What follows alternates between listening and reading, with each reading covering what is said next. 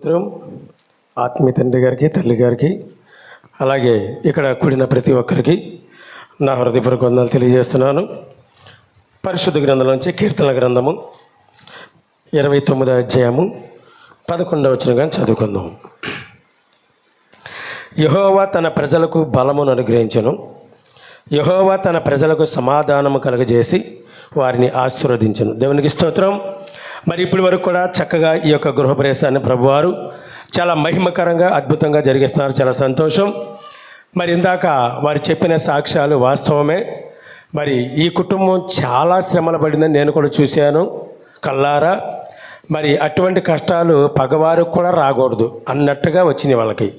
నిజంగా చాలా సమస్యలు, చాలా ఇబ్బందులు వచ్చినా సరే క్రీస్తు సైన్య సహవాసంలో మరి షాలేము రాజు పరిహాలు ఇక్కడ సంఘాన్ని విడిచిపెట్టకుండా మరి దేవుడిని అంటి పెట్టుకొని జీవించడం ద్వారా దేవుడు అంటున్నాడు కదా, కాలములు సమయములు తండ్రి ఆధీనములు ఉన్నాయి. ఆమేన్.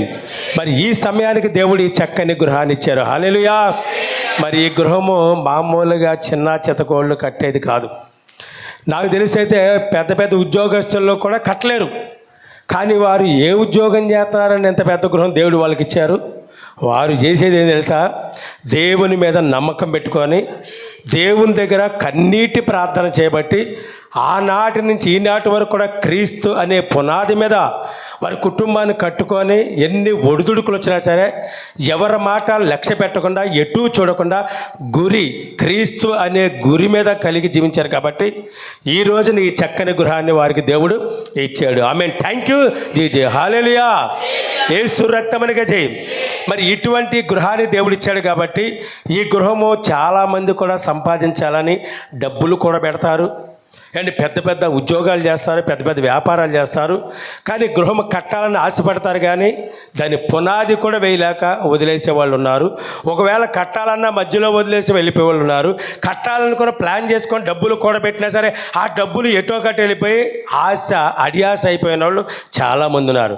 కానీ మన క్రీస్తు సైన్య సహవాసంలోకి వచ్చిన ప్రతి ఒక్కరు కూడా మొదటగా ఆస్తి పరులేం కాదు, అలాగే వెనకాల బ్యాంక్ బ్యాలెన్స్ ఏమి లేవు. కానీ దేవుడు మాట వింటూ దైవజనుల మాట వింటూ చక్కగా జీవించడం ద్వారా మొదటగా వారి స్థితి కొద్దిగా ఉన్నా సరే తుదకు మహా అభివృద్ధి దేవుడు చేసి ఉన్నాడు. హల్లెలూయా. థ్యాంక్ యూ జీజే. మరి ఎంతటి గొప్ప గృహాన్ని దేవుడు వారికి ఇచ్చారు. కాబట్టి మరి ఈ గృహంలో ఎలా ఉండాలి అంటే ప్రేమ, సంతోషము, సమాధానము, దీర్ఘశాంతము, దయాలత్వము, మంచితనము, విశ్వాసము, సాత్వికము, ఆశ వీటిని కలిగి జీవించండి.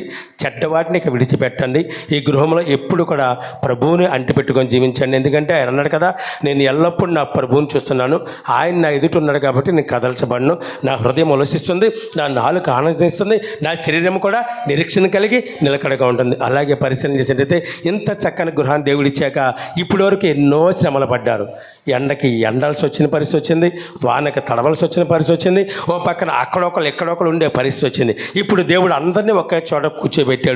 చాలా సంతోషం. ఇప్పుడు మీరు నా ప్రాణమా తినుము తాగుము సుఖించుము అనే మాటలు పక్కన పెట్టి దేవుడు మీకు ఖర్చు లేకుండా ఏంటన్నది ఒక ట్రావెలింగ్ ఖర్చు కూడా లేకుండా పక్కనే ఇచ్చాడు, మందిరం పక్కన ఇల్లు. కాబట్టి ఎప్పటికప్పుడు శనివారం ఆదివారం చక్కగా దేవుని మందులో ఇంకా భక్తి చేయండి. బిడ్డలైన వారు కుటుంబీకులు ఇంకా దేవుళ్ళలో బలంగా ఉండండి. దేవుడు మిమ్మల్ని మీ కుటుంబాన్ని తీస్తాడు. ఒకవేళ ఇంటి మీద అప్పు ఉంటే అప్పును కూడా దేవుడు తీస్తారు. అయితే మీలో ఎక్కువగా ప్రార్థన ఉండాలి తప్ప అసమాధానం అనేది రానియకుండా ఎక్కువగా కుటుంబీకులు అందరూ కూడా ప్రార్థనాత్మ కలిగి ఇప్పటి వరకు దేవుని దగ్గర దైవజనుడికి ఆత్మతండ్రి గారికి ఎలా మీరు చెప్పారో అలాగే చెప్తూ ముందుకు సాగండి.